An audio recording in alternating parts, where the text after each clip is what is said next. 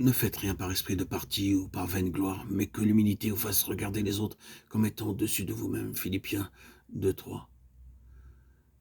L'humilité est non seulement une attitude extérieure, mais elle est également une attitude intérieure, celle dans nos pensées et notre cœur. Lorsqu'une personne estime l'autre meilleure qu'elle-même, alors elle marche dans une véritable humilité de pensée. Nous rencontrons des luttes et divisions, même parmi les croyants, parce que nous ne trouvons pas en nous cette attitude de cœur. L'attitude humble de Paul transparaît dans ses écrits. Selon Éphésiens 4:3, nous sommes appelés à garder l'unité. L'unité dont il est fait mention est l'unité spirituelle de chacun dans le corps de Christ. Ce que nous avons tous lorsque nous avons reçu Christ comme sauveur personnel. Cela signifie que c'est le Saint-Esprit qui fait l'unité et non pas un homme. Notre responsabilité est seulement de garder l'unité. Nous trouvons parmi les croyants beaucoup d'orgueil, et l'orgueil apporte division et lutte. Nous pouvons bien sûr estimer les autres meilleurs que nous-mêmes, lorsque nous voyons le vieil homme en nous et l'homme nouveau chez les autres. Si cette réalité n'est pas évidente dans nos vies, c'est parce que nous voyons la vieille nature corrompue chez les autres et la nouvelle création chez nous.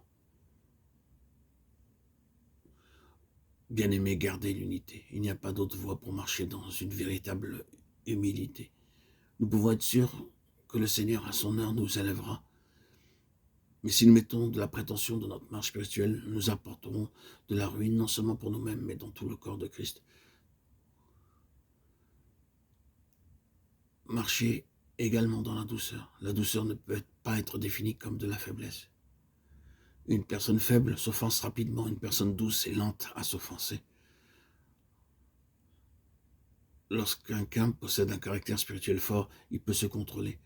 La douceur est la marque d'une personne toujours bienveillante, acceptant les insultes, sans esprit de revanche. Nous voyons ce merveilleux exemple de douceur dans la vie de Moïse, Nombre 12:3. Naturellement, notre Seigneur Jésus-Christ est notre premier exemple. Il dit « Je suis doux et humble, apprenez de moi ». À part notre Seigneur, nous pouvons apprendre de Moïse, l'homme de Dieu, lorsqu'il fut injurié par sa propre sœur et son propre frère. Il eut cette attitude humble. Moïse fut un puissant homme de Dieu. Il fut utilisé par Dieu pour amener les enfants d'Israël d'Égypte et ouvrir un chemin dans la mer. Myriam et Aaron insultèrent cet homme de Dieu. C'est à ce moment-là de sa vie que la douceur de Moïse est mentionnée. Non ce qu'il fit, mais ce qu'il ne fit pas.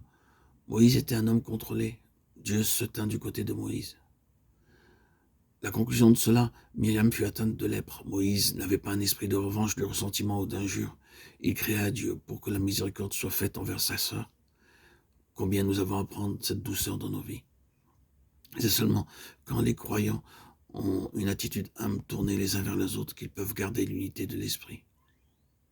Avec le monde, nous pouvons nous attendre à de l'opposition, mais ce n'est pas une excuse pour avoir une mauvaise attitude.